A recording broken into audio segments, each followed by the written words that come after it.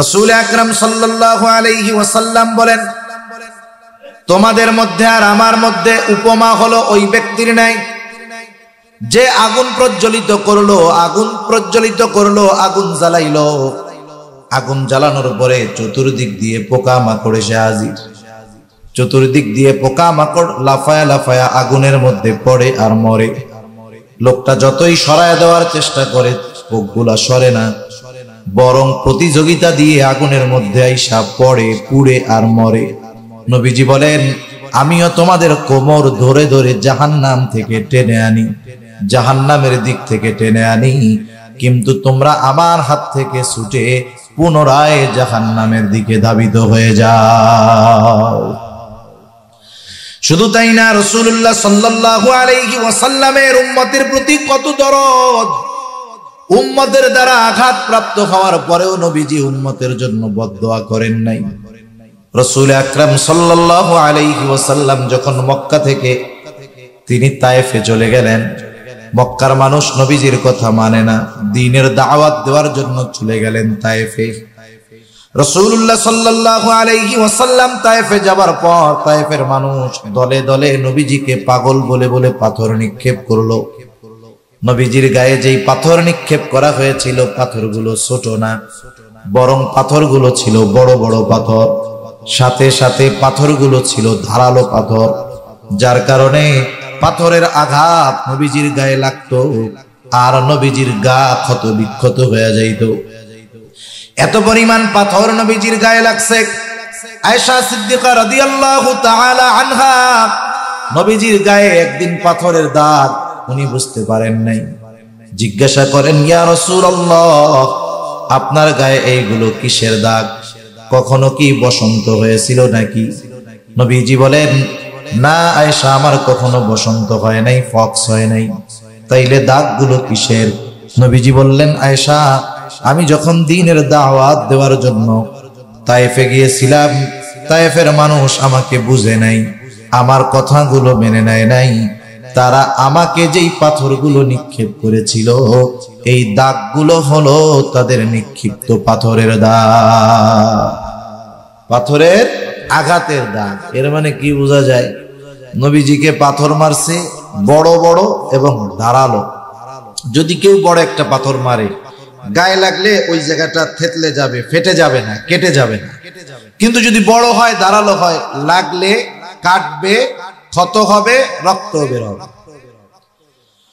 নবীজি সাল্লাল্লাহু আলাইহি ওয়াসাল্লামের গা দিয়ে রক্ত প্রবাহিত হইত। এত পরিমাণ রক্ত নবীজির গা দিয়ে বের হয়েছে, গায়ের পোশাক পরিপূর্ণভাবে ভিজে, গা বেয়ে বেয়ে রক্ত পড়েছে। রক্ত বেয়ে বেয়ে পড়তে পড়তে ওই রক্ত জুতার মধ্যে ঢুকে গেছে। রক্ত শুকায়া জুতা পায়ের সাথে আটকে গিয়েছে। তাহলে কি পরিমাণ রক্ত বের হয়েছে একটু চিন্তা করেন। অনেক সময় আমরা রক্ত দান করি, ব্লাড ডোনেট করি। যিনি রক্তদাতা রক্ত দেন, অনেক সময় দেখা যায় 300 গ্রাম, 400 গ্রাম, 250 গ্রাম রক্ত নেওয়া হবে, কিন্তু আল্লাহর বান্দা রক্তটা দিয়ে আর উঠতে পারে না, অজ্ঞান হয়ে পড়ে যায়, দুর্বলতার কারণে চলতে পারে না।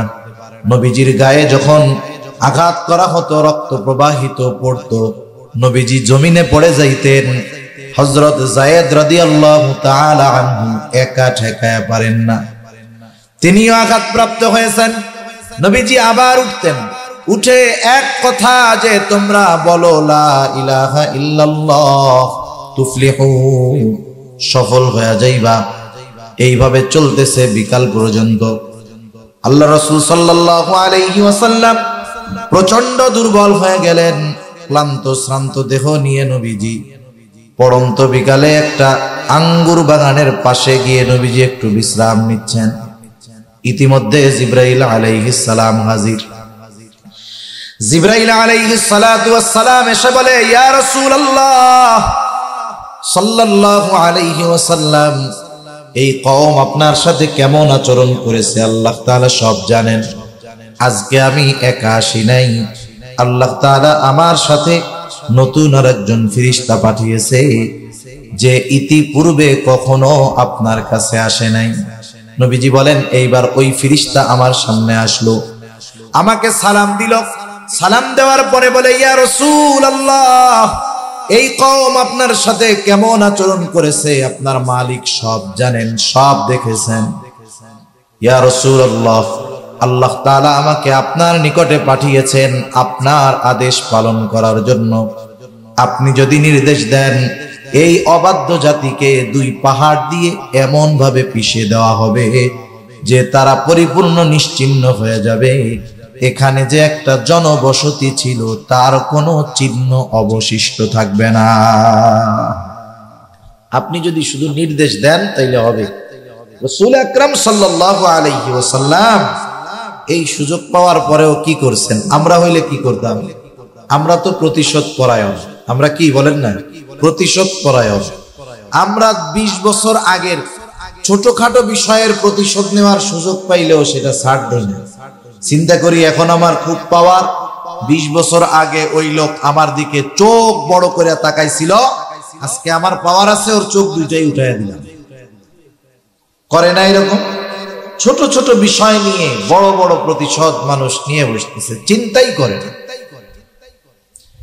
অথচ রাসূলুল্লাহ সাল্লাল্লাহু আলাইহি ওয়াসাল্লাম ক্ষমা পরায়ণ ছিলেন, প্রতিশোধ পরায়ণ নবীজি ছিলেন না। রাসূল আকরাম সাল্লাল্লাহু আলাইহি ওয়াসাল্লামের চিন্তাধারা ছিল সুদূর প্রসারী। যখন এই কথা ফেরেশতা বলছে, নবীজি আরাম করতেছিলেন, একটু উঠা বসলেন। কেমন যেন নবীজি বলতেছে, তুমি তো বলতেছো আদেশ দেন 2 পাহাড় একত্রিত কইরা ওদেরকে পিষে দেই, কিন্তু তোমার এই কথা আর আমি তো আল্লাহ তাআলার কাছে আশা করি ভিন্ন। নবীজি তখন বললেন, বাল আরজু আন ইয়াখরুজাল্লাহু মিন আসলাবিহিম মান ইয়াবুদুল্লাহ ওয়াহদাহু ওয়া লা ইউশরিকু বিহি শাইআ। নবীজি সাল্লাল্লাহু আলাইহি ওয়াসাল্লাম বললেন, বরং আমি তো আল্লাহ তাআলার কাছে এই আশা পোষণ করি যে আল্লাহ তাআলা এদের মধ্য থেকে এমন এক জাতি বের করবে, এমন এক প্রজন্ম বের করবে যারা এক আল্লাহর ইবাদত করবে, তার সাথে কারো শরীক করবে না। আল্লাহ রাব্বুল আলামিন জানেন নবীজি কি বলতে চায়। এরপরেও জিবরাইল আলাইহিস সালাতু ওয়াস সালামকে বলতেছে, জিবরাইল যাও, মুহাম্মদ কেন কান্না করে, কান্নার কারণ জিজ্ঞাসা করো। জিবরাইল আলাইহিস সালাতু ওয়াস সালাম হাজির, এসে বলে, ইয়া রাসূলুল্লাহ, আপনার কান্নার কারণ কি? যদিও আল্লাহ তাআলা সব জানেন, এরপরেও তিনি জানতে চান। এইবার নবীজি উম্মতের ব্যাপারে সব কথা জিবরাইল আলাইহিস সালামের কাছে বললেন। উম্মতের ক্ষমার কথা, মাফের কথা। জিবরাইল আলাইহিস সালাম আল্লাহ তাআলার কাছে গিয়ে বললেন, আল্লাহ, আপনার হাবিবের কান্নার কারণ হইল এইটা। আল্লাহ তাআলা জিবরাইল আলাইহিস সালাতু ওয়াস সালামকে বললেন, যাও, আমার হাবিব মুহাম্মদকে জানায় দাও, আমি অচিরেই তাকে তার উম্মতের ব্যাপারে সন্তুষ্ট করব, তাকে আমি তার উম্মতের ব্যাপারে অসন্তুষ্ট করব না। নবীজির কাছে আয়েশা জিবরাইল আলাইহিস সালাম এই খবর জানায় দিলেন। চিন্তার কোনো কারণ নাই, ইয়া রাসূলুল্লাহ, আল্লাহ তাআলা আপনাকে আপনার উম্মতের ব্যাপারে সন্তুষ্ট করবে। এই জন্য নবীজি যখনই সুযোগ পাইতেন উম্মতের কল্যাণের কথা চিন্তা করতেন। নবীজি যখনই সুযোগ পাইতেন আল্লাহ তাআলার কাছে তার গুনাহগার উম্মতের ক্ষমার কথা বলতে। মুহাব্বতের কারণে, ভালোবাসার কারণে। রাসূল আকরাম সাল্লাল্লাহু আলাইহি ওয়াসাল্লাম ছিলেন উম্মতের ব্যাপারে সর্বোচ্চ কল্যাণকামী।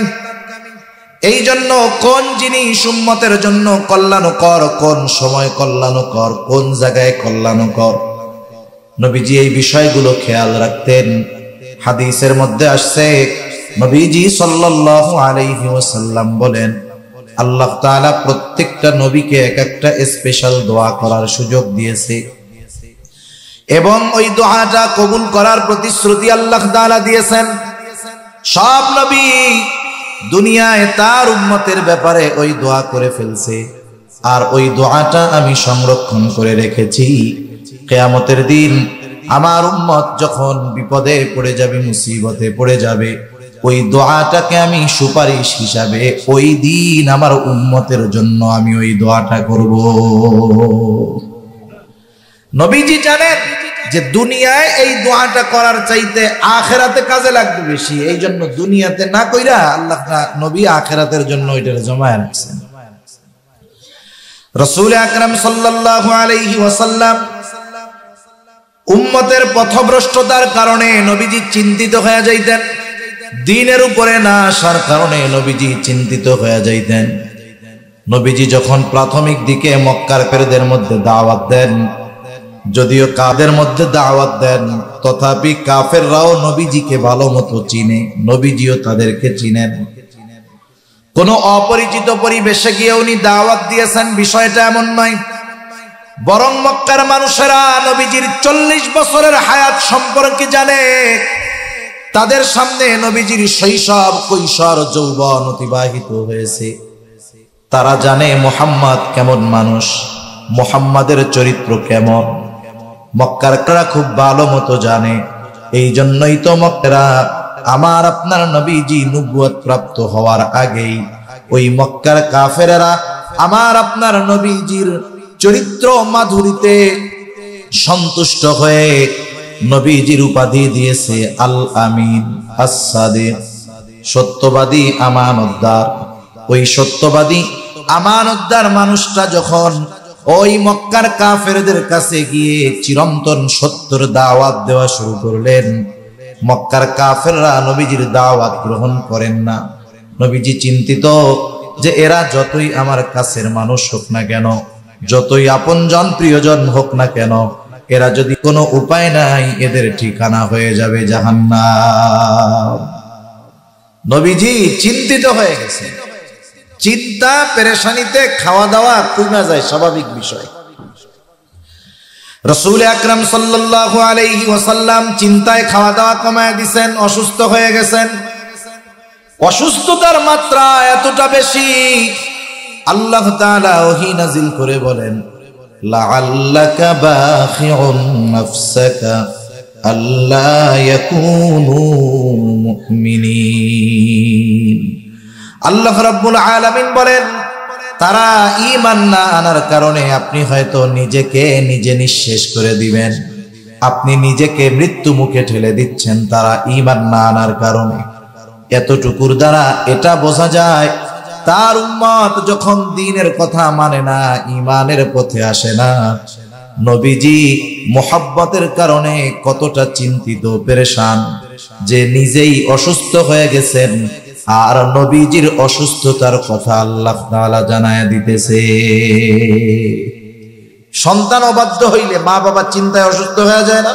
কতজন বলে যে দেখ ওই লোকটা সুস্থ ছিল কিন্তু ওর ওই পোলার চিন্তায় টেনশনে ও পুরা বিছানা ধরা হয়ে গেছে, অসুস্থ হয়ে গেছে। কেন? মুহাব্বত তো সন্তানের প্রতি আছে, এই কারণে সন্তানের চিন্তায় মা বাবা অসুস্থ হয়ে যায়, আর উম্মতের চিন্তায় নবীজি সাল্লাল্লাহু আলাইহি ওয়াসাল্লাম অসুস্থ হয়ে গেছেন।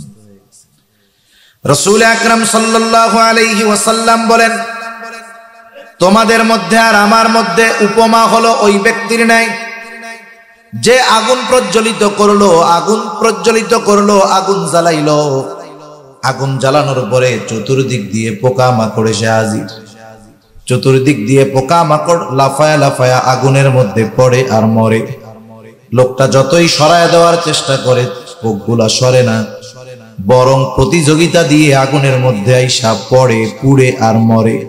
নবীজি বলেন, আমিও তোমাদের কোমর ধরে ধরে জাহান্নাম থেকে টেনে আনি, জাহান্নামের দিক থেকে টেনে আনি, কিন্তু তোমরা আমার হাত থেকে ছুটে পুনরায় জাহান্নামের দিকে ধাবিত হয়ে যাও।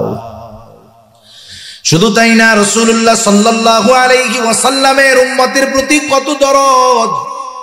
উম্মতের দ্বারা আঘাত প্রাপ্ত হওয়ার পরেও নবীজি উম্মতের জন্য বদদোয়া করেন নাই। রাসূল আকরাম সাল্লাল্লাহু আলাইহি ওয়াসাল্লাম যখন মক্কা থেকে তিনি তায়েফে চলে গেলেন, মক্কার মানুষ নবীজির কথা মানে না, দ্বীনের দাওয়াত দেওয়ার জন্য চলে গেলেন তায়েফে। রাসূলুল্লাহ সাল্লাল্লাহু আলাইহি ওয়াসাল্লাম তায়েফে যাবার পর তায়েফের মানুষ দলে দলে নবীজিকে পাগল বলে বলে পাথর নিক্ষেপ করলো। নবীজির গায়ে যেই পাথর নিক্ষেপ করা হয়েছিল পাথরগুলো ছোট না, বরং পাথরগুলো ছিল বড় বড় পাথর, সাথে সাথে পাথরগুলো ছিল ধারালো পাথর, যার কারণে পাথরের আঘাত নবীজির গায়ে লাগতো আর নবীজির গা ক্ষত বিক্ষত হয়ে যাইত। এত পরিমাণ পাথর নবীজির গায়ে লাগছে। আয়েশা সিদ্দিকা রাদিয়াল্লাহু তাআলা আনহা নবীজির গায়ে একদিন পাথরের দাগ উনি বুঝতে পারেন নাই। জিজ্ঞাসা করেন, ইয়া রাসূলুল্লাহ, আপনার গায়ে এইগুলো কিসের দাগ? কখনো কি বসন্ত হয়েছিল নাকি? নবীজি বলেন, না আয়েশা, আমার কখনো বসন্ত হয় নাই, ফক্স হয় নাই। তাইলে দাগগুলো কিসের? নবীজি বললেন, আয়েশা, আমি যখন দ্বীনের দাওয়াত দেওয়ার জন্য তায়েফে গিয়েছিলাম, তায়েফের মানুষ আমাকে বুঝে নাই, আমার কথাগুলো মেনে নেয় নাই। তারা আমাকে যেই পাথরগুলো নিক্ষেপ করেছিল, এই দাগগুলো হলো তাদের নিক্ষিপ্ত পাথরের দাগ, পাথরের আঘাতের দাগ। এর মানে কি বোঝা যায়? নবীজিকে পাথর মারছে বড় বড় এবং ধারালো। যদি কেউ বড় একটা পাথর মারে, গায়ে লাগলে ওই জায়গাটা থেতলে যাবে, ফেটে যাবে না, কেটে যাবে না। কিন্তু যদি বড় হয়, ধারালো হয়, লাগলে কাটবে, ক্ষত হবে, রক্ত বের হবে। নবীজি সাল্লাল্লাহু আলাইহি ওয়াসাল্লামের গা দিয়ে রক্ত প্রবাহিত হইত।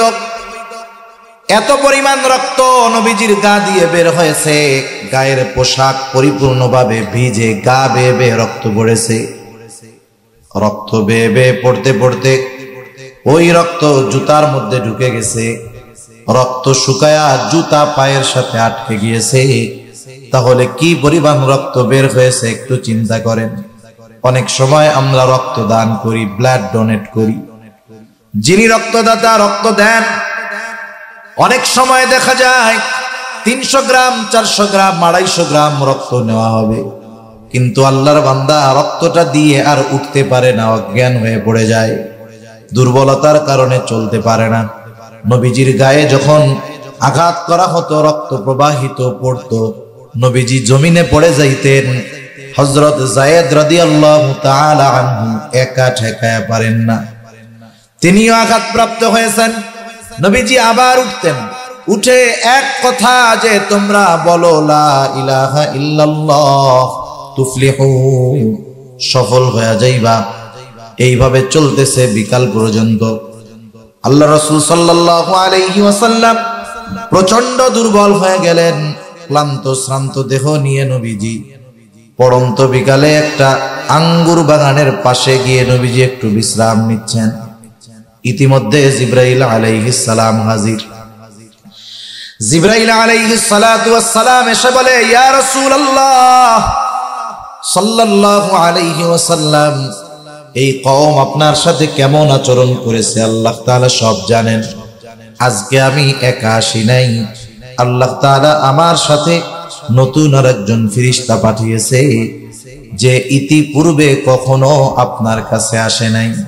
নবীজি বলেন, এইবার ওই ফেরেশতা আমার সামনে আসলো, আমাকে সালাম দিল।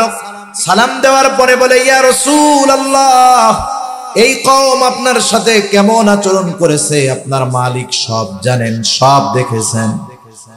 ইয়া রাসূলুল্লাহ, আল্লাহ তাআলা আমাকে আপনার নিকটে পাঠিয়েছেন আপনার আদেশ পালন করার জন্য।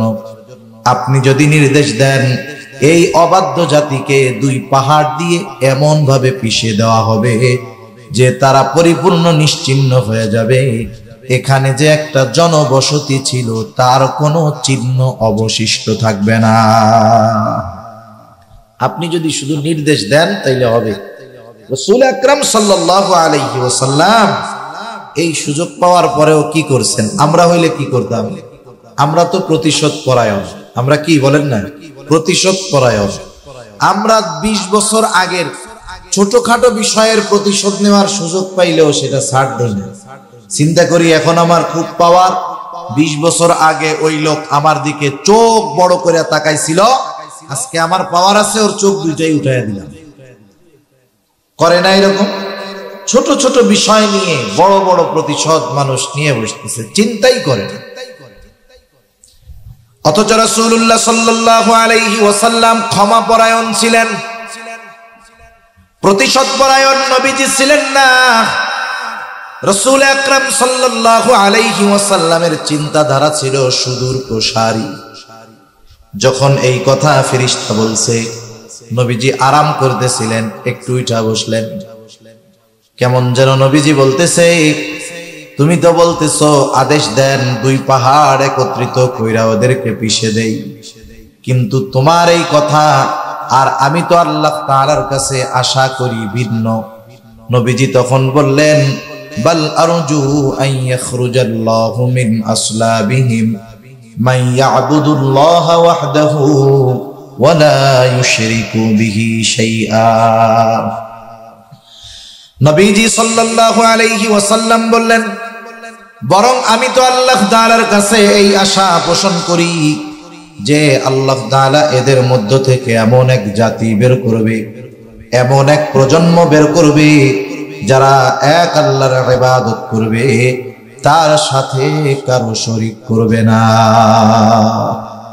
তুমি তো বলতেছো আদেশ দেন দুই পাহাড় মিশাইয়া পিষে দেই, আর আমি তো আশা করতেছি এদের অবস্থা যা হয় হোক, হয়তো আল্লাহ তাআলা এদের মধ্য থেকে এমন মানুষ বের করবে যে ওরা এক আল্লাহর ইবাদত করবে, কারো সাথে শরীক করবে না।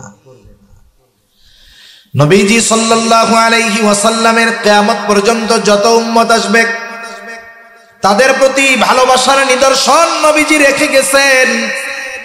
রাসূলুল্লাহ সাল্লাল্লাহু আলাইহি ওয়াসাল্লাম একদিন সাহাবায়ে কেরামের সাথে পথ চলতেছিলেন। হঠাৎ করে নবীজি বলেন, আমার ভাইদেরকে দেখতে মন চায়। সাহাবায়ে কেরাম বলে, ইয়া রাসূলুল্লাহ, আমরা কি আপনার ভাই নই? নবীজি বললেন, তোমরা আমার সাহাবী, তাহলে আপনার ভাই কারা? নবীজি বললেন, আমার ভাই হলো তারা যারা আমার পরে আমাকে না দেখে আমার উপরে ঈমান আনবে, তারা হলো আমার ভাই। এর দ্বারা নবীজি কিয়ামত পর্যন্ত যত মুমিন আসবে সব উম্মতের প্রতি দরদ, মোহাব্বত, ভালোবাসার চিহ্ন নবীজি রেখে গেছেন। সুবহানাল্লাহ। নবীজির প্রতি উম্মতের প্রতি নবীজির দরদ কত বেশি বলতে গেলে আরো অনেক লম্বা সময় চলে যাবে। দেখেন, এই দরদ, এই মায়া, এই ভালোবাসা, এটা যে শুধু দুনিয়ায় তা না, পরকালেও নবীজি আমাদের সবচাইতে বেশি ভালোবাসবে। সুবহানাল্লাহ। কিয়ামতের দিন, যেই দিন দুনিয়ার কোন আপনজন প্রিয়জন আমার আপনার পরিচয়কে স্বীকার করতে চাইবে না, কিয়ামতের দিন ওই মুসিবতের সময় নিজের মা তার সন্তানকে চিনবে না, বাবা তার সন্তানকে চিনবে না, স্বামী স্ত্রীকে, স্ত্রী স্বামীকে চিনবে না। আল্লাহ তাআলা কোরআনুল কারীমের মধ্যে সেই অবস্থার কথা বর্ণনা করে বলেন, ইয়াউমা ইয়াফিরুল মারউ মিন আখিহি ওয়া উম্মিহি ওয়া আবিহি ওয়া সাহিবাতিহি ওয়া বানিহি। আল্লাহ তাআলা বলেন, কিয়ামতের দিন ভাই ভাইয়ের থেকে পলায়ন করবে, ওয়া উম্মিহি ওয়া আবিহি, পিতামাতা থেকে পলায়ন করবে, ওয়া সাহিবাতিহি ওয়া বানিহি, স্ত্রী সন্তানদের থেকে পলায়ন করবে। কেউ কারো সামনে যাইতে চাবে না, কেউ কারো সাথে দেখা হোক এটাও চাইবে না। বরং মানুষ তো এমনও কথা কিয়ামতের দিন আল্লাহ তাআলার কাছে বলবে, আল্লাহ, আপনি দুনিয়ার সব মানুষকে জাহান্নামে দিয়ে হলেও আমাকে আপনি মাফ করে জান্নাত দিয়ে দেন। ওই দিন মা সন্তানকে চিনবে না, অথচ দুনিয়ায় মা সন্তানকে বেশি ভালোবাসে কি বাসে না? কথা বলেন না কেন? বাসে নাকি আপনাদের মা ভালোবাসে নাই আপনাদের? ওই দিন মা দুনিয়ায় যত ভালোবাসুক, মা সন্তানের পরিচয়কে অস্বীকার করবে। কিন্তু রাসূলুল্লাহ সাল্লাল্লাহু আলাইহি ওয়াসাল্লাম ওই মুসিবতের দিন উম্মতকে বলবেন না। নবীজি ওই দিন নিজের চিন্তায় চিন্তিত থাকবেন না, নবীজি তার উম্মতের চিন্তায় বিভোর থাকবেন। হাদিসের মধ্যে আসছে, নবীজি একবার দৌড়ে চলে যাবেন পুলসিরাতের কাছে। না জানি তার কোন উম্মত পুলসিরাত পাড়ি দিতে গিয়ে ব্যর্থ হয়ে যায়, আবার দৌড়ে চলে যাবেন নবীজি হাউজে কাউসারের কাছে। না জানি কোন উম্মত পানি পান থেকে মাহরুম হয়ে যায়, আবার দৌড়ায় চলে যাবেন মিজানের কাছে। না জানি তার কোন উম্মত ওজনের সময় ধরা পড়ে যায়, আবার দৌড়ায় চলে যাবেন জাহান্নামের কাছে। না জানি তার কোন উম্মতকে জাহান্নামে দিয়ে দেওয়া হয়, আবার যখন উম্মতের জন্য কোন সুপারিশের দরকার হবে, নবীজি আল্লাহর কুদরতি কদমে সেজদায় পড়ে যাবে। এভাবে চলতে থাকবে। সব নবী জান্নাত অভিমুখে রওনা হয়ে যাবে, জান্নাতের দোরগোড়ায় পৌঁছায়া যাবে। দেখবে জান্নাতের দরজা বন্ধ, খোলা হয় নাই। জিজ্ঞাসা করা হবে, কি ব্যাপার, জান্নাতের দরজা খোলো না কেন? জান্নাতের পাহারাদারেরা জবাব দিবে, যিনি আসলে জান্নাতের দরজা খোলা হবে তিনি এখনো আসেন নাই। তিনি কে, তিনি কোথায় আছেন? জবাবে বলা হবে, তিনি হলেন মুহাম্মাদুর রাসূলুল্লাহ সাল্লাল্লাহু আলাইহি ওয়াসাল্লাম। তিনি না আসা পর্যন্ত জান্নাতের দরজা খোলা হবে না। কোথায় তিনি? তিনি এখনো হাসরের ময়দানে উম্মতের চিন্তায় বিভোর। যতক্ষণ না আল্লাহ তাআলার কাছ থেকে তার ওই উম্মত যার যাররা পরিমাণ ঈমান ছিল তার ব্যাপারেও যতক্ষণ না আল্লাহ তাআলার কাছ থেকে জান্নাতের নিশ্চয়তা নবীজি পাবেন, ততক্ষণ পর্যন্ত নবী নিজে জান্নাতে প্রবেশ করবে না। আমরা ওই নবীর উম্মত, যেই নবীর আমাদের প্রতি এত ভালোবাসা।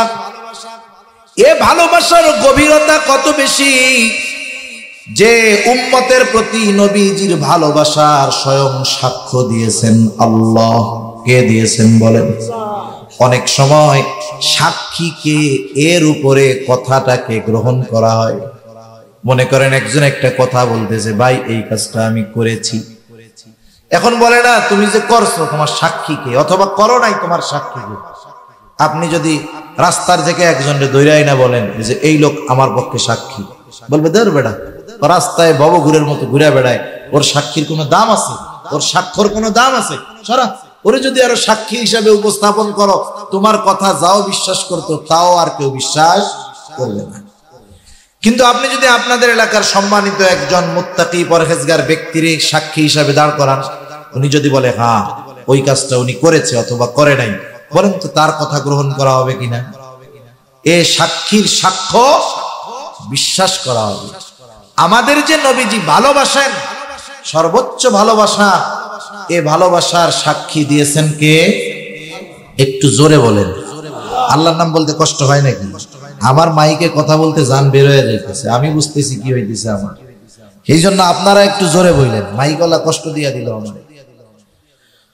তাহলে আমাদের কে নবীজি যে ভালোবাসেন এই সাক্ষী দিয়েছেন কে? আল্লাহ তাআলা দিয়েছেন।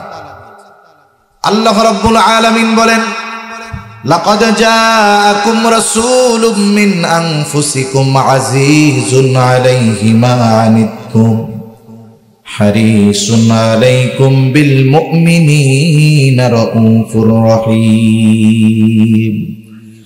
আল্লাহ তাআলা বলেন, লাকাদ জাআকুম রাসূলুম মিন আনফুসিকুম, তোমাদের জন্য তোমাদের মধ্য থেকে এমন একজন রাসূলের আগমন ঘটেছে, যেই রাসূল আজিজুন আলাইহি মা আনিতুম, তোমাদের জন্য যেটা কষ্টের সেটা তার জন্য কষ্টের। তার মানে উম্মত যেটাতে কষ্ট পায় নবীজিও সেটাতে কষ্ট পায়। সুবহানাল্লাহ। একটু চিন্তা করে দেখেন, উম্মতের জন্য যেটা কষ্টের নবীজিও সেটাতে কষ্ট পায়। উম্মত যদি জাহান্নামে যায় উম্মতের জন্য কষ্টের, উম্মত জাহান্নামে গেলে এটা নবীজির জন্য কষ্ট পাওয়ার বিষয়। এই জন্য নবীজি হলেন আজিজ। আল্লাহ তাআলা বলতেছেন, তোমাদের জন্য যেটা কষ্টের সেটা তার জন্য কষ্টের। 2 নাম্বার, আল্লাহ তাআলা বলেন ওই রাসূল তোমাদের জন্য হলেন হারিস। নবীজি হলেন তোমাদের জন্য কল্যাণকামী, সমব্যথী কল্যাণকামী। মনে করেন আপনি একজনের কাছে আপনার কষ্টের কথা বলতেছেন, খুব হৃদয় বিদারক কথাগুলো আপনি বলতেছেন কথা, আর উনি ওইদিকে আর একজনের সাথে হো হো করতেছে, হাসাহাসি করতেছে। আপনি কি বুঝবেন? যে সে আমার কথাগুলো গুরুত্ব সহকারে শুনতেছে না। বরং সে যদি কান লাগায় আপনার কথা শুনে আর মাঝে মধ্যে বলে আহারে এটা তো খুব কষ্টের, আপনি খুব কষ্টে আছেন, বলেন তো ওই ব্যক্তির কাছে কথাগুলো বলার পরে আপনার কথাটা বা দিলটা অন্তরটা একটু হালকা হবে কি হবে না? নবীজির কাছে যখন কেউ কোনো কষ্টের কথা বলতো সাহাবায়ে কেরাম, নবীজির ভাবটা এমন হইতো যে ওই লোক ওই কারণে যে কষ্ট পাইতেছে নবীজিও সেই কষ্টটা পরিপূর্ণভাবে অনুভব করতেছে। এজন্য সাহাবায়ে কেরামের সাথে নবীজির এত সম্পর্ক গভীরতা কেন? যে সাহাবায়ে কেরামের সাথে নবীজি এই ধরনের আচরণ উপমা আমাদের জন্য রেখে গেছেন। একজন আপনা থেকে আপনা লোক, একবারে গ্রাম্য মূর্খ লোক, অশিক্ষিত লোক, দরিদ্র লোক, এও নবীজির কাছে যখন আয়েশা বলতো কিছু কথা, এটা যদি তার কষ্টের কথা হতো নবীজি এমন ভাবে শুনতেন ওই লোক মনে করতো আহারে আমার এই কষ্টটা নবীজিও পাইতেছে। সুবহানাল্লাহ। আবার যখন কেউ কোনো আনন্দের কথা আয়েশা বলতো নবীজি এমন ভাবে উৎফুল্লতা দেখাতেন যে ওই লোকের আনন্দে নবীজিও কেমন যেন আনন্দিত হয়ে গেছেন। সুবহানাল্লাহ। এজন্য নবীজি ছিলেন সমব্যথী, উম্মতের জন্য কল্যাণকামী, আর মুমিনদের জন্য বিশেষ করে বিল মুমিনিনা রাউফুর রহিম। মুমিনদের জন্য নবীজি হলেন রাউফ, মুমিনদের জন্য নবীজি হলেন রহিম, রাউফুর রহিম। আল্লাহ তাআলার গুণবাচক নামগুলোর মধ্যে থেকে অন্যতম দুইটা গুণবাচক নাম।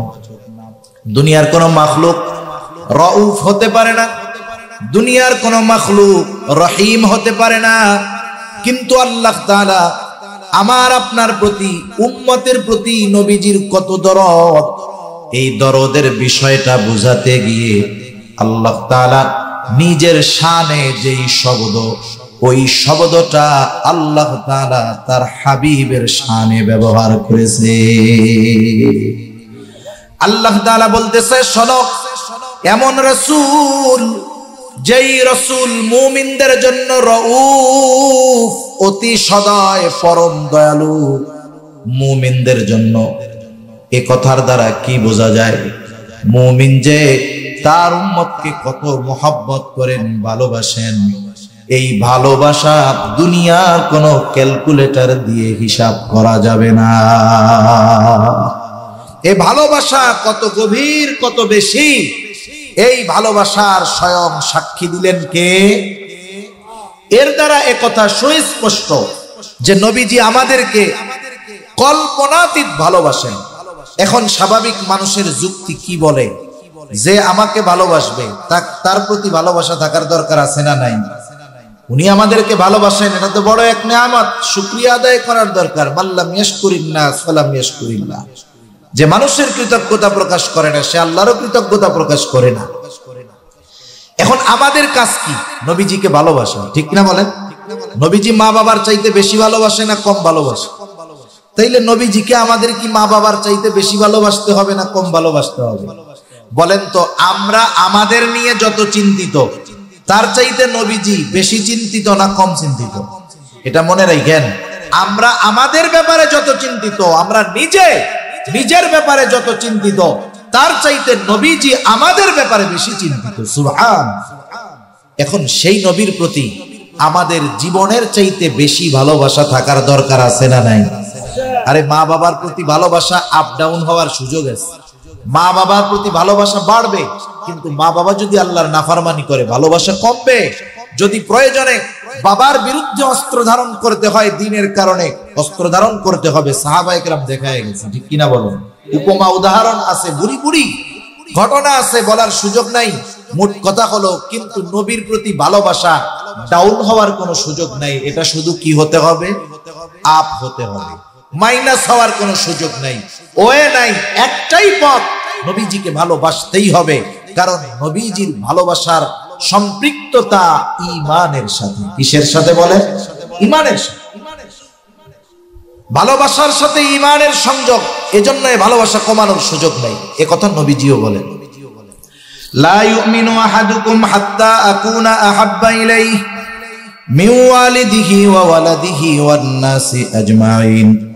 নবীজি বলেন, তোমাদের মধ্যে কেউ ততক্ষণ পর্যন্ত মুমিন হতে পারবে না যতক্ষণ না সে তার সন্তান সন্ততি পিতা মাতা এক কথা সকলের চাইতে আমি নবীকে বেশি ভালো না বাসবে।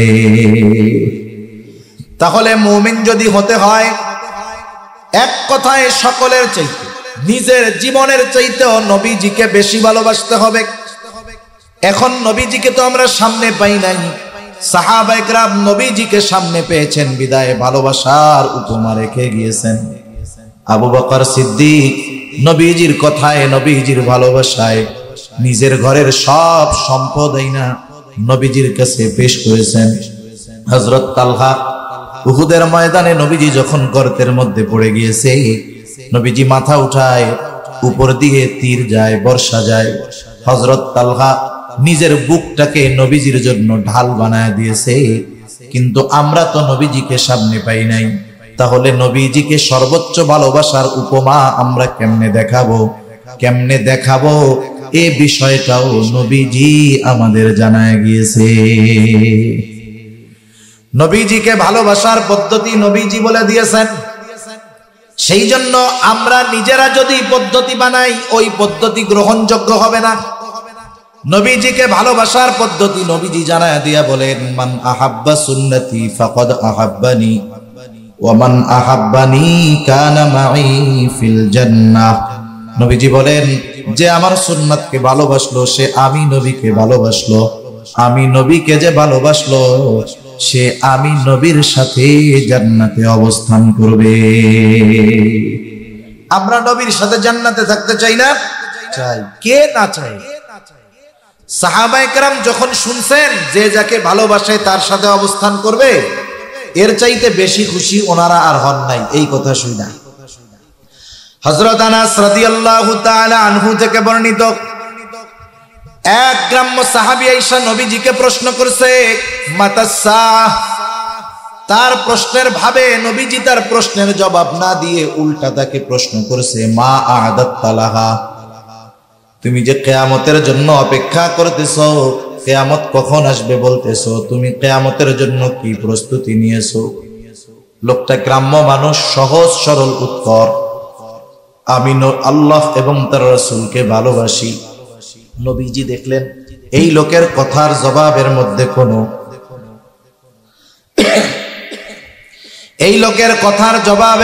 কোনো কৃত্রিমতা নাই, কোনো লৌকিকতা নাই। রাসূল আকরাম সাল্লাল্লাহু আলাইহি ওয়াসাল্লাম সাথে সাথে জবাব দিয়ে বললেন, যে যাকে ভালোবাসে তার সাথে অবস্থান করবে। লোকটা এবার বাড়ির পথে হাঁটা দিয়ে দিল। হযরত আনাস রাদিয়াল্লাহু তাআলা আনহু বলেন, ইসলাম গ্রহণের পরে আমরা এতটা খুশি হই নাই যতটা খুশি নবীজির মুখে এই কথা শুনে হয়েছি।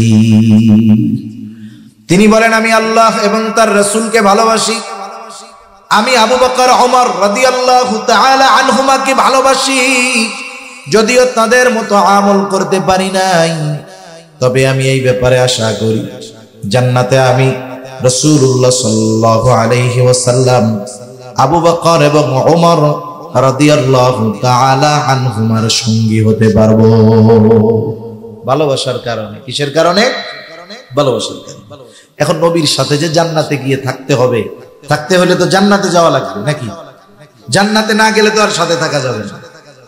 এখন জান্নাতে যাওয়ার সহজ পথ নবীজি বলে দিয়েছেন। নবীজি সাল্লাল্লাহু আলাইহি ওয়াসাল্লাম বলেন, কুল্লু উম্মতি ইয়াদখুলুনাল জান্নাতা ইল্লা মান আবা। কিলা মান আবা ইয়া রাসূলুল্লাহ। নবীজি বলেন, আমার সব উম্মত জান্নাতে প্রবেশ করবে, আবা উম্মত ছাড়া। প্রশ্ন করা হলো, আবা উম্মত কারা?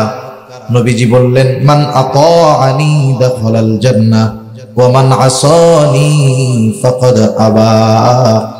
যে আমার আনুগত্য করবে সে জান্নাতে প্রবেশ করবে, আর যে আমার আনুগত্য করবে না সে আবা উম্মত, সে জাহান্নামে যাবে। এখন যদি দুই হাদিস থেকে আমরা কথা বের করি, কথা আসে রাসূলুল্লাহ সাল্লাল্লাহু আলাইহি ওয়াসাল্লামকে ভালোবাসে সে, নবীজির সাথে জান্নাতে থাকতে পারবে সে, যে নবীজির সুন্নাতকে মুহাব্বতের সাথে অনুসরণ করে, তাহলে সে নবীজির প্রকৃত ভালোবাসার দাবিদার এবং নবীজির সাথে জান্নাতে অবস্থান করার যোগ্যতা সে অর্জন করবে। তাহলে নবীজির সুন্নাতকে মুহাব্বতের সাথে অনুসরণ করা ছাড়া নবীজিকেও ভালোবাসা হয় না, নবীজির সাথে জান্নাতেও থাকা যাবে না। এটাই বাস্তবতা। অনেক সময় আমরা সুন্নাত ভালোবাসি, সুন্নাত ওয়ালাকেও ভালোবাসি, কিন্তু নিজে সুন্নাত ওয়ালা হইতে চাই না। বিষয়টা তো এরকম। আমাদের সুন্নাত এবং সুন্নাত ওয়ালাদেরকেও ভালোবাসতে হবে, নিজেও সুন্নাত ওয়ালা হইতে হবে। না হলে নবীজির প্রতি বাস্তব ভালোবাসার যেই উদাহরণ, এটা মুখ দিয়ে বললে হবে না, প্রমাণ দিতে হবে নিজে আমলের মাধ্যমে। ঠিক কিনা বলবেন? নবীজির সুন্নাত মানতে গিয়ে অনেকে অনেক কথা বলতে পারে। হুজুর মানুষ তো লম্বা জামা পাঞ্জাবি পরবে, এটা স্বাভাবিক বিষয়। কিন্তু আওয়াম মানুষ অনেক সময় যখন লম্বা জামা গায়ে দেয়, পাগড়ি পরিধান করে, টুপি পরে থাকে, কয় ওরে বাবা খেজুর হয়ে গেছে। খুসামেরা বলে না, মোল্লা হয়ে গেছে, আরে বাবা জঙ্গি হয়ে গেছে। এটা কেন বললো? নবীজির সুন্নাত মানার কারণে। অনেক সময় অনেকে দাড়ি রাখলে ওই ছেলেটারে এখন খুসামাইরা টিটকারি মইরা 15, 16, 18 বছরের বয়সের ছেলেটারে বলে তুমি তো চাচা হয়ে গেছে। কি বলে? চাচা হয়ে গেছে। এখন কোন ব্যক্তি যদি সুন্নাত অনুসরণ করার কারণে দুনিয়ার মানুষ তাকে তিরস্কার করে, এই দুনিয়ার মানুষের তিরস্কারের কথা চিন্তা করে সুন্নাত বাদ দেওয়া যাবে? সুন্নাত মানতে গিয়ে যদি দুনিয়ার মানুষের তিরস্কৃত হতে হয় দুনিয়ার মানুষের দ্বারা, আশা করা যায় এই তিরস্কারটা কিয়ামতের দিন তার পুরস্কার হয়ে দাঁড়াবে ইনশাআল্লাহ। ঠিক কিনা বলেন? সেজন্য আমরা সুন্নাতের উপরে চলবো। অনেকে চিন্তা করে এখন যুবক, বুড়া হইলে দাড়ি রাখবো। অনেকে চিন্তা করে বিবাহ শাদী কোনো উপায় নাই, এদের ঠিকানা হয়ে যাবে জাহান্নাম। নবীজি চিন্তিত হয়ে গেছে। চিন্তা পেরেশানিতে খাওয়া দাওয়া কমে যায়, স্বাভাবিক বিষয়। রাসূল আকরাম সাল্লাল্লাহু আলাইহি ওয়াসাল্লাম চিন্তায় খাওয়া দাওয়া কমায় দিয়েছেন, অসুস্থ হয়ে গেছেন। অসুস্থতার মাত্রা এতটা বেশি, আল্লাহ তাআলা ওহী নাযিল করে বলেন, লাআল্লাকা বাখিউন নাফসাকা আল্লা ইয়াকুনু মুমিনিন। আল্লাহ রাব্বুল আলামিন বলেন, তারা ঈমান না আনার কারণে আপনি হয়তো নিজেকে নিজে নিঃশেষ করে দিবেন, আপনি নিজেকে মৃত্যু মুখে ঠেলে দিচ্ছেন তারা ঈমান না আনার কারণে। এতটুকুর দ্বারা এটা বোঝা যায় তার উম্মত যখন দ্বীনের কথা মানে না, ঈমানের পথে আসে না, নবীজি মুহাব্বতের কারণে কতটা চিন্তিত পেরেশান, যে নিজেই অসুস্থ হয়ে গেছেন আর নবীজির অসুস্থতার কথা আল্লাহ তাআলা জানায়া দিতেছে। সন্তান অবাধ্য হইলে মা বাবা চিন্তায় অসুস্থ হয়ে যায় না? কতজন বলে যে দেখ ওই লোকটা সুস্থ ছিল, কিন্তু ওর ওই পোলার চিন্তায় টেনশনে ও পুরা বিছানা ধরা হয়ে গেছে, অসুস্থ হয়ে গেছে। কেন? মুহাব্বত তো সন্তানের প্রতি আছে, এই কারণে সন্তানের চিন্তায় মা বাবা অসুস্থ হয়ে যায়, আর উম্মতের চিন্তায় নবীজি সাল্লাল্লাহু আলাইহি ওয়াসাল্লাম অসুস্থ হয়ে গেছেন। রাসূল আকরাম সাল্লাল্লাহু আলাইহি ওয়াসাল্লাম বলেন, তোমাদের মধ্যে আর আমার মধ্যে উপমা হলো ওই ব্যক্তির ন্যায় যে আগুন প্রজ্বলিত করলো, আগুন জ্বালাইলো, আগুন জ্বালানোর পরে চতুর্দিক দিয়ে পোকা মাকড় এসে হাজির। চতুর্দিক দিয়ে পোকা মাকড় লাফায়া লাফায়া আগুনের মধ্যে পড়ে আর মরে। লোকটা যতই সরায় দেওয়ার চেষ্টা করে পোকগুলা সরে না, বরং প্রতিযোগিতা দিয়ে আগুনের মধ্যে আইসা পড়ে, পুড়ে আর মরে। নবীজি বলেন, আমিও তোমাদের কোমর ধরে ধরে জাহান্নাম থেকে টেনে আনি, জাহান্নামের দিক থেকে টেনে আনি, কিন্তু তোমরা আমার হাত থেকে ছুটে পুনরায় জাহান্নামের দিকে ধাবিত হয়ে যাও। শুধু তাই না, রাসূলুল্লাহ সাল্লাল্লাহু আলাইহি ওয়াসাল্লামের উম্মতের প্রতি কত দরদ। উম্মতের দ্বারা আঘাত প্রাপ্ত হওয়ার পরেও নবীজি উম্মতের জন্য বদদোয়া করেন নাই। রাসূল আকরাম সাল্লাল্লাহু আলাইহি ওয়াসাল্লাম যখন মক্কা থেকে তিনি তায়েফে চলে গেলেন, মক্কার মানুষ নবীজির কথা মানে না, দ্বীনের দাওয়াত দেওয়ার জন্য চলে গেলেন তায়েফে। রাসূলুল্লাহ সাল্লাল্লাহু আলাইহি ওয়াসাল্লাম তায়েফে যাবার পর তায়েফের মানুষ দলে দলে নবীজিকে পাগল বলে বলে পাথর নিক্ষেপ করলো। নবীজির গায়ে যেই পাথর নিক্ষেপ করা হয়েছিল পাথরগুলো ছোট না, বরং পাথরগুলো ছিল বড় বড় পাথর, সাথে সাথে পাথরগুলো ছিল ধারালো পাথর, যার কারণে পাথরের আঘাত নবীজির গায়ে লাগতো আর নবীজির গা ক্ষত বিক্ষত হয়ে যাইত। এত পরিমাণ পাথর নবীজির গায়ে লাগছে। আয়েশা সিদ্দিকা রাদিয়াল্লাহু তাআলা আনহা নবীজির গায়ে একদিন পাথরের দাগ উনি বুঝতে পারেন নাই। জিজ্ঞাসা করেন, ইয়া রাসূলুল্লাহ, আপনার গায়ে এইগুলো কিসের দাগ? কখনো কি বসন্ত হয়েছিল নাকি? নবীজি বলেন, না আয়েশা, আমার কখনো বসন্ত হয় নাই, ফক্স হয় নাই। তাইলে দাগগুলো কিসের? নবীজি বললেন, আয়েশা, আমি যখন দ্বীনের দাওয়াত দেওয়ার জন্য তায়েফে গিয়েছিলাম, তায়েফের মানুষ আমাকে বুঝে নাই, আমার কথাগুলো মেনে নেয় নাই। তারা আমাকে যেই পাথরগুলো নিক্ষেপ করেছিল, এই দাগগুলো হলো তাদের নিক্ষিপ্ত পাথরের দাগ, পাথরের আঘাতের দাগ। এর মানে কি বোঝা যায়? নবীজিকে পাথর মারছে বড় বড় এবং ধারালো। যদি কেউ বড় একটা পাথর মারে, গায়ে লাগলে ওই জায়গাটা থেতলে যাবে, ফেটে যাবে না, কেটে যাবে না। কিন্তু যদি বড় হয়, ধারালো হয়, লাগলে কাটবে, ক্ষত হবে, রক্ত বের হবে। নবীজি সাল্লাল্লাহু আলাইহি ওয়াসাল্লামের গা দিয়ে রক্ত প্রবাহিত হইত। এত পরিমাণ রক্ত নবীজির গা দিয়ে বের হয়েছে, গায়ের পোশাক পরিপূর্ণভাবে ভিজে, গা বেয়ে বেয়ে রক্ত পড়েছে। রক্ত বেয়ে বেয়ে পড়তে পড়তে ওই রক্ত জুতার মধ্যে ঢুকে গেছে। রক্ত শুকায়া জুতা পায়ের সাথে আটকে গিয়েছে। তাহলে কি পরিমাণ রক্ত বের হয়েছে একটু চিন্তা করেন। অনেক সময় আমরা রক্ত দান করি, ব্লাড ডোনেট করি। যিনি রক্তদাতা রক্ত দেন, অনেক সময় দেখা যায় 300 গ্রাম, 400 গ্রাম, 250 গ্রাম রক্ত নেওয়া হবে, কিন্তু আল্লাহর বান্দা রক্তটা দিয়ে আর উঠতে পারে না, অজ্ঞান হয়ে পড়ে যায়, দুর্বলতার কারণে চলতে পারে না।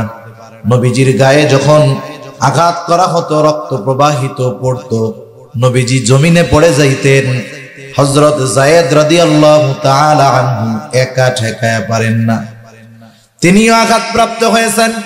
নবীজি আবার উঠতেন, উঠে এক কথা যে তোমরা বলো লা ইলাহা ইল্লাল্লাহ তুফলিহু, সফল হয়ে যাইবা। এইভাবে চলতেছে বিকাল পর্যন্ত। আল্লাহ রাসূল সাল্লাল্লাহু আলাইহি ওয়াসাল্লাম প্রচন্ড দুর্বল হয়ে গেলেন। ক্লান্ত শ্রান্ত দেহ নিয়ে নবীজি পড়ন্ত বিকালে একটা আঙ্গুর বাগানের পাশে গিয়ে নবীজি একটু বিশ্রাম নিচ্ছেন। ইতিমধ্যে জিবরাইল আলাইহিস সালাম হাজির। জিবরাইল আলাইহিস সালাতু ওয়াস সালাম এসে বলে, ইয়া রাসূলুল্লাহ সাল্লাল্লাহু আলাইহি ওয়াসাল্লাম, এই কওম আপনার সাথে কেমন আচরণ করেছে আল্লাহ তাআলা সব জানেন।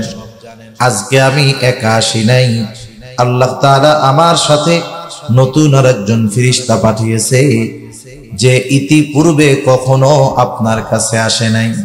নবীজি বলেন, এইবার ওই ফেরেশতা আমার সামনে আসলো, আমাকে সালাম দিল।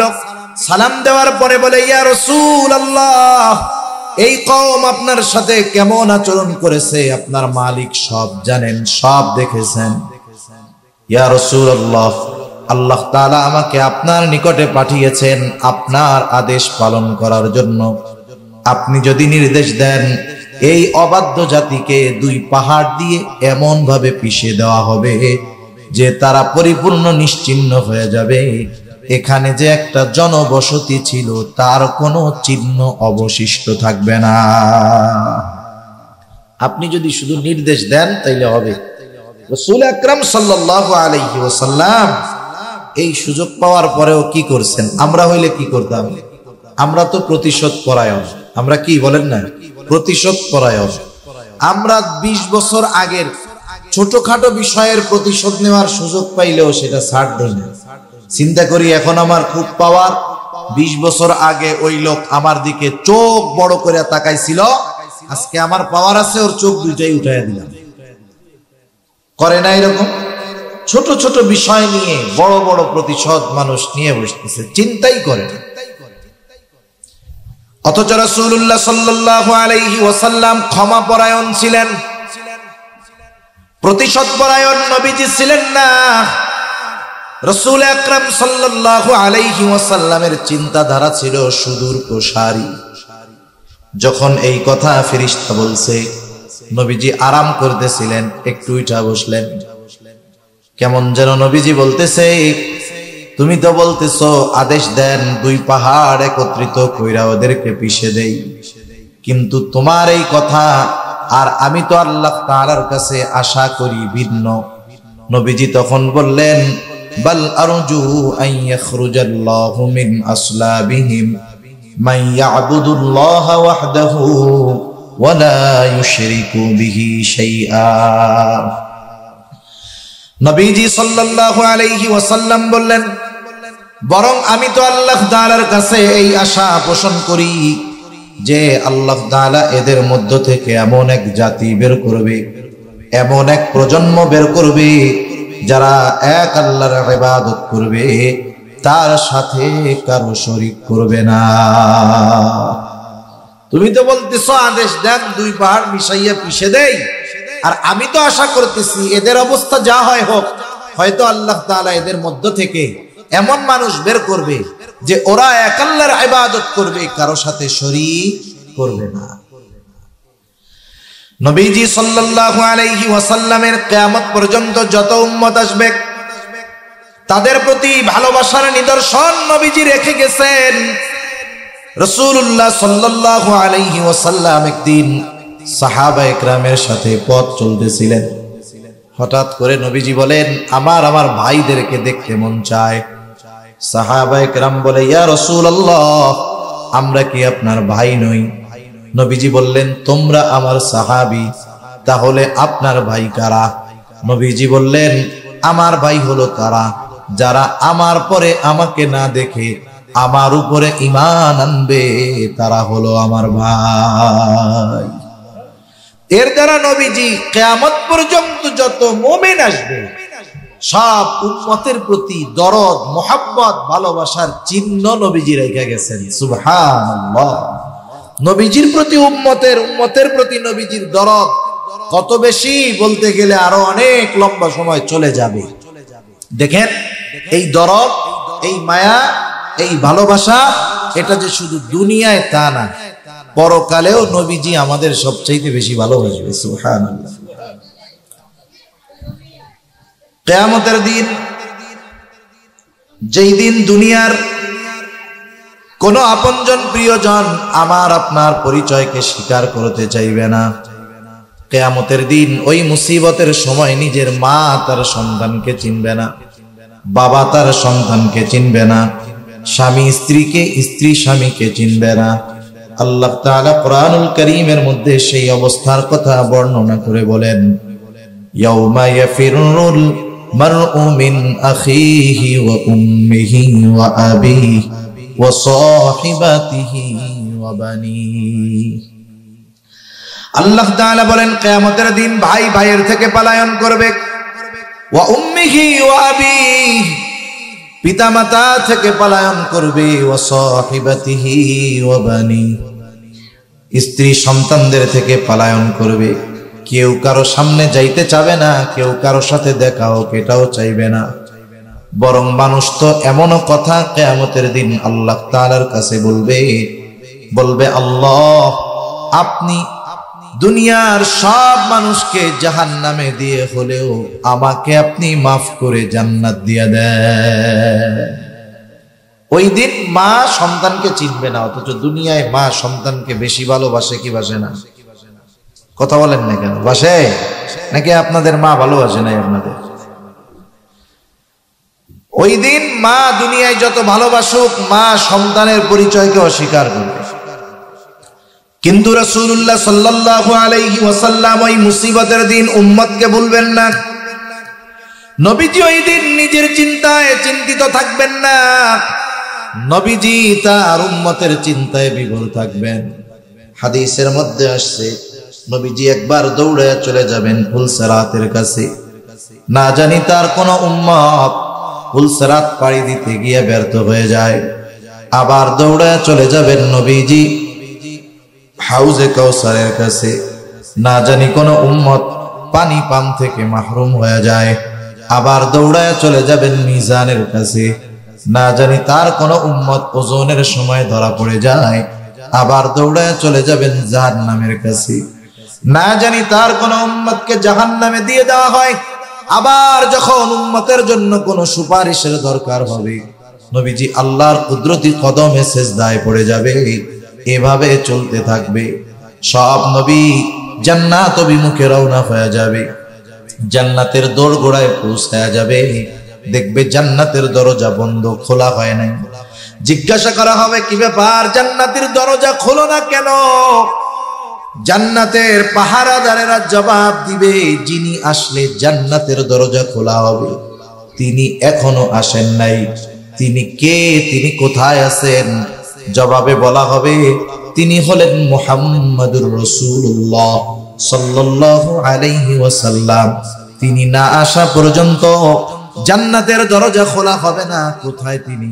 তিনি এখনো হাসরের ময়দানে উম্মতের চিন্তায় বিভোর।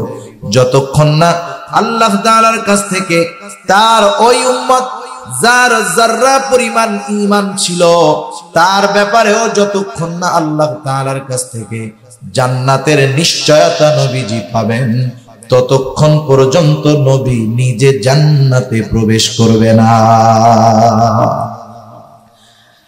আমরা ওই নবীর উম্মত যেই নবীর আমাদের প্রতি এত ভালোবাসা। এ ভালোবাসার গভীরতা কত বেশি যে উম্মতের প্রতি নবীজির ভালোবাসার স্বয়ং সাক্ষ্য দিয়েছেন আল্লাহ। কে দিয়েছেন বলেন? অনেক সময় সাক্ষীকে এর উপরে কথাটাকে গ্রহণ করা হয়। মনে করেন একজন একটা কথা বলতেছে, ভাই এই কাজটা আমি করেছি। এখন বলে না, তুমি যে করছো তোমার সাক্ষীকে, অথবা করো নাই তোমার সাক্ষীকে।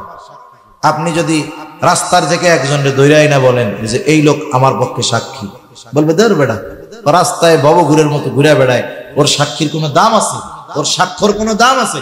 সরা, ওরে যদি আরো সাক্ষী হিসাবে উপস্থাপন করো, তোমার কথা যাও বিশ্বাস করতো তাও আর কেউ বিশ্বাস করবে না। কিন্তু আপনি যদি আপনাদের এলাকার সম্মানিত একজন মুত্তাকি পরহেজগার ব্যক্তির সাক্ষী হিসাবে দাঁড় করান, উনি যদি বলে হ্যাঁ ওই কাজটা উনি করেছে অথবা করে নাই, বলেন তো তার কথা গ্রহণ করা হবে কিনা? এ সাক্ষীর সাক্ষ্য বিশ্বাস করা হবে। আমাদের যে নবীজি ভালোবাসেন, সর্বোচ্চ ভালোবাসা, এ ভালোবাসার সাক্ষী দিয়েছেন কে? একটু জোরে বলেন। আল্লাহর নাম বলতে কষ্ট হয় নাকি? আমার মাইকে কথা বলতে জান বের হয়ে যাইতেছে, আমি বুঝতেছি কি হইতেছে আমার। এই জন্য আপনারা একটু জোরে বললেন, মাইকওয়ালা কষ্ট দিয়া দিল আমার। তাহলে আমাদের কে নবীজি যে ভালোবাসেন এই সাক্ষী দিয়েছেন কে? আল্লাহ তাআলা দিয়েছেন।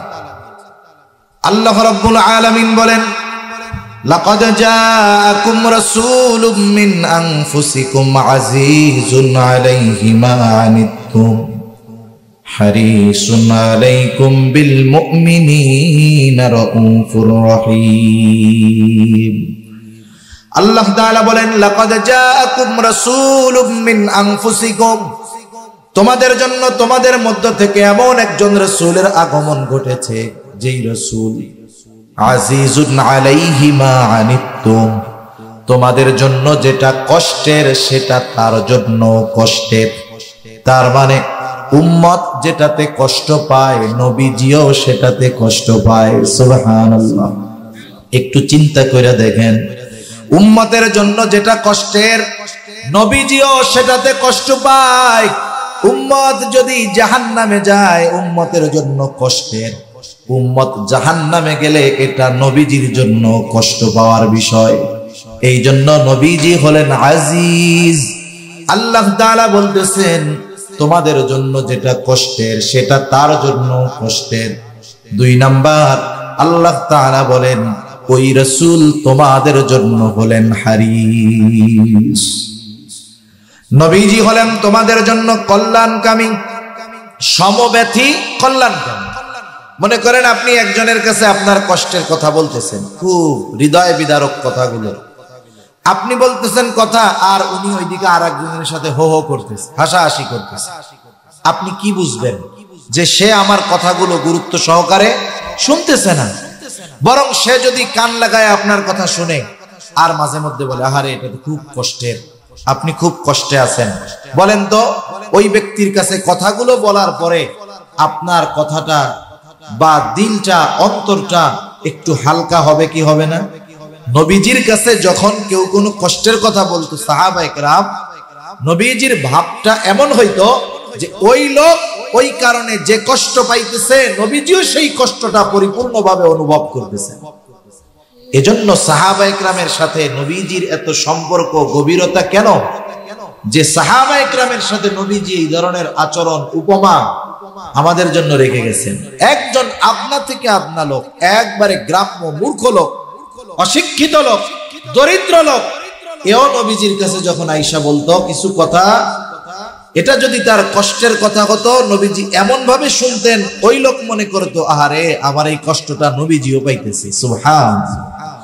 আবার যখন কেউ কোনো আনন্দের কথা আয়েশা বলতো, নবীজি এমন ভাবে উৎফুল্লতা দেখাতেন যে ওই লোকের আনন্দে নবীজিও কেমন যেন আনন্দিত হয়ে গেছেন, সুবহানাল্লাহ। এজন্য নবীজি ছিলেন সমব্যথী, উম্মতের জন্য কল্যাণকামী, আর মুমিনদের জন্য বিশেষ করে বিল মুমিনিনা রাউফুর রহিম।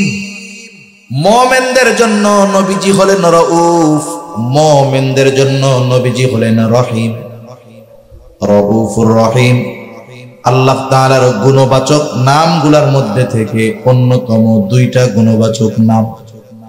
দুনিয়ার কোন মাখলুক রাউফ হতে পারে না, দুনিয়ার কোন মাখলুক রহিম হতে পারে না, কিন্তু আল্লাহ তাআলা আমার আপনার প্রতি, উম্মতের প্রতি নবীজির কত দরদ, এই দরদের বিষয়টা বুঝাতে গিয়ে আল্লাহ তাআলা নিজের শানে যেই শব্দ, ওই শব্দটা আল্লাহ তাআলা তার হাবিবের শানে ব্যবহার করেছে। আল্লাহ তাআলা বলতেছে শোনো, এমন রাসূল, যেই রাসূল মুমিনদের জন্য রাউফ, অতি সদয়, পরম দয়ালু, মুমিনদের জন্য। এ কথার দ্বারা কি বোঝা যায়? মুমিন যে তার উম্মতকে কত মহব্বত করেন, ভালোবাসেন, এই ভালোবাসা দুনিয়ার কোন ক্যালকুলেটর দিয়ে হিসাব করা যাবে না। এই ভালোবাসা কত গভীর, কত বেশি, এই ভালোবাসার স্বয়ং সাক্ষী দিলেন কে? এর দ্বারা একথা সুস্পষ্ট যে নবীজি আমাদেরকে কল্পনাতীত ভালোবাসেন। এখন স্বাভাবিক মানুষের যুক্তি কি বলে? যে আমাকে ভালোবাসবে তার প্রতি ভালোবাসা থাকার দরকার আছে না নাই? উনি আমাদেরকে ভালোবাসেন, এটা তো বড় এক নিয়ামত, শুকরিয়া আদায় করার দরকার। মাল্লাম ইয়াশকুরিন্নাস ফালাম ইয়াশকুরিল্লাহ। যে মানুষের কৃতজ্ঞতা প্রকাশ করে না, সে আল্লাহরও কৃতজ্ঞতা প্রকাশ করে না। এখন আমাদের কাজ কি? নবীজিকে ভালোবাসা, ঠিক না বলেন? নবীজি মা বাবার চাইতে বেশি ভালোবাসে না কম ভালোবাসে? তাইলে নবীজিকে আমাদের কি মা বাবার চাইতে বেশি ভালোবাসতে হবে না কম ভালোবাসতে হবে? বলেন তো, আমরা আমাদের নিয়ে যত চিন্তিত, তার চাইতে নবীজি বেশি চিন্তিত না কম চিন্তিত? এটা মনে রাখেন। আমরা আমাদের ব্যাপারে যত চিন্তিত, আমরা নিজের ব্যাপারে যত চিন্তিত, তার চাইতে নবীজি আমাদের ব্যাপারে বেশি চিন্তিত। সুবহানাল্লাহ। এখন সেই নবীর প্রতি আমাদের জীবনের চাইতে বেশি ভালোবাসা থাকার দরকার আছে না নাই? আরে মা বাবার প্রতি ভালোবাসা আপ ডাউন হওয়ার সুযোগ আছে। মা বাবার প্রতি ভালোবাসা বাড়বে, কিন্তু মা বাবা যদি আল্লাহর নাফরমানি করে ভালোবাসা কমবে। যদি প্রয়োজনে বাবার বিরুদ্ধে অস্ত্র ধারণ করতে হয়, দ্বীনের কারণে অস্ত্র ধারণ করতে হবে। সাহাবায়ে কেরাম দেখায় গেছে, ঠিক কিনা বলেন? উপমা উদাহরণ আছে, বুড়ি বুড়ি ঘটনা আছে, বলার সুযোগ নাই। মোট কথা হলো, কিন্তু নবীর প্রতি ভালোবাসা ডাউন হওয়ার কোনো সুযোগ নাই। এটা শুধু কি হতে হবে? আপ হতে হবে, মাইনাস হওয়ার কোনো সুযোগ নাই, ওয়ে নাই। একটাই পথ, নবীজিকে ভালোবাসতেই হবে। কারণ নবীজির ভালোবাসার সম্পৃক্ততা ঈমানের সাথে। কিসের সাথে বলে? ঈমানের সাথে। ভালোবাসার সাথে ঈমানের সংযোগ। এজন্য এই ভালোবাসা কমানোর সুযোগ নাই, এ কথা নবীজিও বলেন। লা ইউমিনু আহাদুকুম হাত্তা আকুনা আহাব্বা ইলাইহি মিন ওয়ালিদিহি ওয়া ওয়ালাদিহি ওয়ান নাসি আজমাইন। নবীজি বলেন, তোমাদের মধ্যে কেউ ততক্ষণ পর্যন্ত মুমিন হতে পারবে না যতক্ষণ না সে তার সন্তান সন্ততি পিতা মাতা এক কথা সকলের চাইতে আমি নবীকে বেশি ভালো না বাসবে। তাহলে মুমিন যদি হতে হয় এক কথায় সকলের চাইতে, নিজের জীবনের চাইতেও নবীজিকে বেশি ভালোবাসতে হবে। এখন নবীজিকে তো আমরা সামনে পাই নাই, সাহাবায়ে কেরাম নবীজিকে সামনে পেয়েছেন বিদায় ভালোবাসার উপমা রেখে গিয়েছেন। আবু বকর সিদ্দিক নবীজির কথায়, নবীজির ভালোবাসায় নিজের ঘরের সব সম্পদ আইনা নবীজির কাছে পেশ করেছেন। হযরত তালহা উহুদের ময়দানে নবীজি যখন গর্তের মধ্যে পড়ে গিয়েছে, নবীজি মাথা উঠায়, উপর দিয়ে তীর যায়, বর্ষা যায়। হযরত তালহা নিজের বুকটাকে নবীজির জন্য ঢাল বানায় দিয়েছে। কিন্তু আমরা তো নবীজিকে সামনে পাই নাই, তাহলে নবীজিকে সর্বোচ্চ ভালোবাসার উপমা আমরা কেমনে দেখাবো এই বিষয়টাও নবীজি আমাদের জানায় গিয়েছে। নবীজিকে ভালোবাসার পদ্ধতি নবীজি বলে দিয়েছেন। সেই জন্য আমরা নিজেরা যদি পদ্ধতি বানাই, ওই পদ্ধতি গ্রহণযোগ্য হবে না। নবীজিকে ভালোবাসার পদ্ধতি নবীজি জানায় দিয়া বলেন, মান আহাব্বা সুন্নতি ফাকাদ আহাব্বানি ওয়া মান আহাব্বানি কানা মাই ফিল জান্নাহ। নবীজি বলেন, যে আমার সুন্নাতকে ভালোবাসলো সে আমি নবীকে ভালোবাসলো, আমি নবীকে যে ভালোবাসলো সে আমি নবীর সাথে জান্নাতে অবস্থান করবে। আমরা নবীর সাথে জান্নাতে থাকতে চাই না? চাই। কে না চাই? সাহাবায়ে কেরাম যখন শুনছেন যে যাকে ভালোবাসে তার সাথে অবস্থান করবে, এর চাইতে বেশি খুশি ওনারা আর হন নাই এই কথা শুনা। হযরত আনাস রাদিয়াল্লাহু তাআলা আনহু থেকে বর্ণিত, এক গ্রাম্য সাহাবী আয়েশা নবীজিকে প্রশ্ন করছে মাতাস-সাআহ। তার প্রশ্নের ভাবে নবীজি তার প্রশ্নের জবাব না দিয়ে উল্টা তাকে প্রশ্ন করছে মা আ'দাত্তা লাহা। তুমি যে কিয়ামতের জন্য অপেক্ষা করতেছো, কিয়ামত কখন আসবে বলতেছো, তুমি কিয়ামতের জন্য কি প্রস্তুতি নিয়েছো? লোকটা গ্রাম্য মানুষ, সহজ সরল উত্তর, আমি আল্লাহ এবং তার রাসূলকে ভালোবাসি। নবীজি দেখলেন এই লোকের কথার জবাবের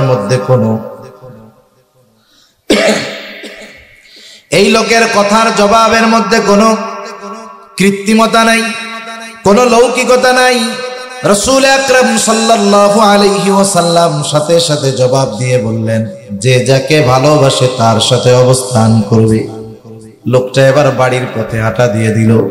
হযরত আনাস রাদিয়াল্লাহু তাআলা আনহু বলেন, ইসলাম গ্রহণের পরে আমরা এতটা খুশি হই নাই যতটা খুশি নবীজির মুখে এই কথা শুনে হয়েছি। তিনি বলেন, আমি আল্লাহ এবং তার রাসূলকে ভালোবাসি, আমি আবু বকর ওমর রাদিয়াল্লাহু তাআলা আনহুমাকে ভালোবাসি। যদিও তাদের মতো আমল করতে পারি নাই, তবে আমি এই ব্যাপারে আশা করি জান্নাতে আমি রাসূলুল্লাহ সাল্লাল্লাহু আলাইহি ওয়াসাল্লাম, আবু বকর এবং ওমর রাদিয়াল্লাহু তাআলা আনহুমার সঙ্গী হতে পারবো। ভালোবাসার কারণে। কিসের কারণে? ভালোবাসার কারণে। এখন নবীর সাথে যে জান্নাতে গিয়ে থাকতে হবে, থাকতে হলে তো জান্নাতে যাওয়া লাগবে নাকি? জান্নাতে না গেলে তো আর সাথে থাকা যাবে না। এখন জান্নাতে যাওয়ার সহজ পথ নবীজি বলে দিয়েছেন। নবীজি সাল্লাল্লাহু আলাইহি ওয়াসাল্লাম বলেন, কুল্লু উম্মতি ইয়াদখুলুনাল জান্নাতা ইল্লা মান আবা। কিলা মান আবা ইয়া রাসূলুল্লাহ। নবীজি বলেন, আমার সব উম্মত জান্নাতে প্রবেশ করবে, আবা উম্মত ছাড়া। প্রশ্ন করা হলো, আবা উম্মত কারা? নবীজি বললেন, মান আতাআনি দাখালাল জান্নাহ ওয়া মান আসানি ফাকাদ আবা। যে আমার আনুগত্য করবে সে জান্নাতে প্রবেশ করবে, আর যে আমার আনুগত্য করবে না সে আবা উম্মত, সে জাহান্নামে যাবে। এখন যদি দুই হাদিস থেকে আমরা কথা বের করি, কথা আসে। রাসূলুল্লাহ সাল্লাল্লাহু আলাইহি ওয়াসাল্লামকে ভালোবাসে সে, নবীজির সাথে জান্নাতে থাকতে পারবে সে, যে নবীজির সুন্নাতকে মোহাব্বতের সাথে অনুসরণ করে।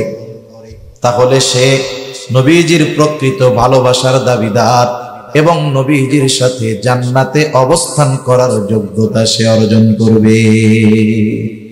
তাহলে নবীজির সুন্নাতকে মোহাব্বতের সাথে অনুসরণ করা ছাড়া নবীজিকেও ভালোবাসা হয় না, নবীজির সাথে জান্নাতেও থাকা যাবে না। এটাই বাস্তব।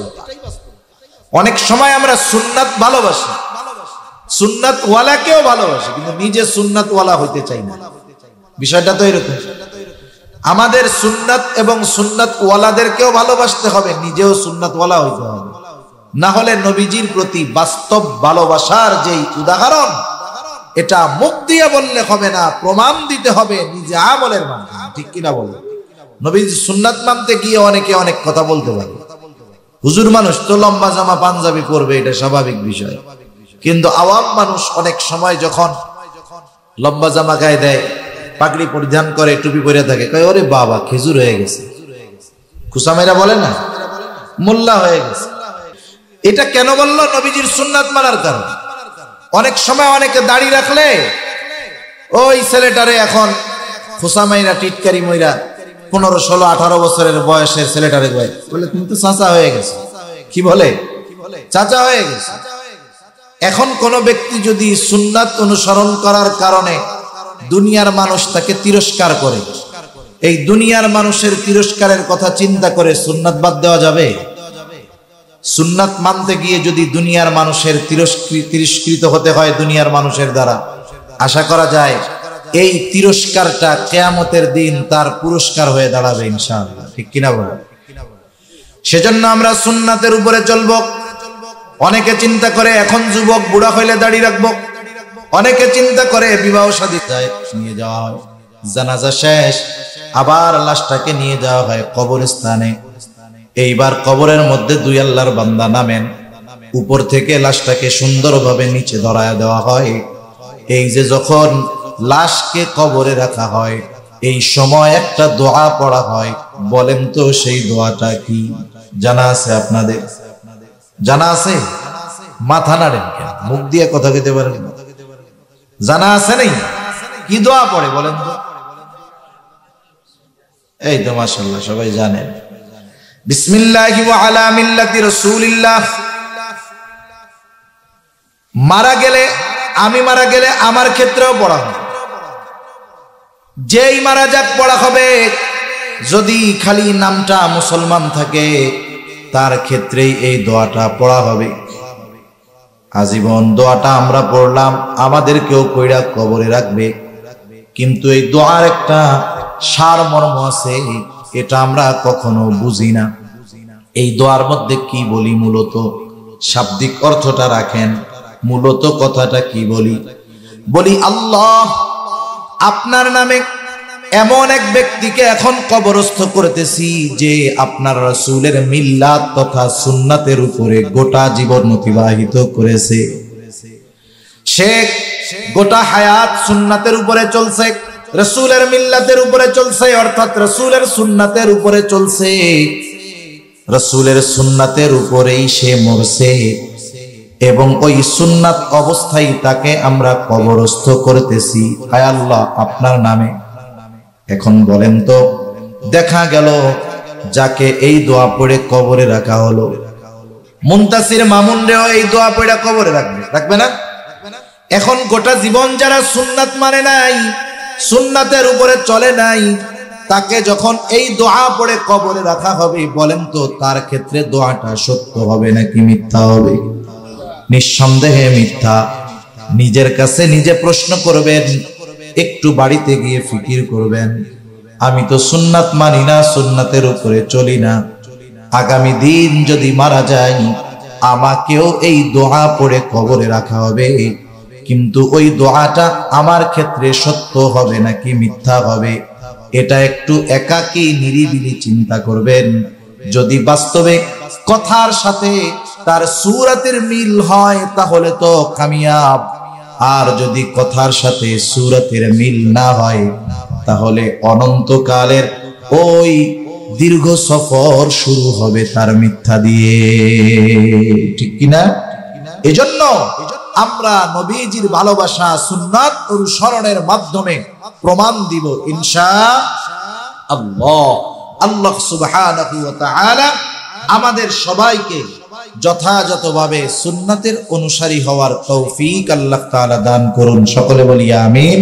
আল্লাহ তাআলা আমাদের হৃদয়কে আল্লাহ এবং তার রাসূলের মুহাব্বত দিয়ে ভরপুর করে দিন। সকলে বলি আমিন। ওয়া আখিরু দাওয়ানা আনিল হামদুলিল্লাহি রাব্বিল আলামিন। আসসালামু আলাইকুম ওয়া রাহমাতুল্লাহি ওয়া বারাকাতুহু।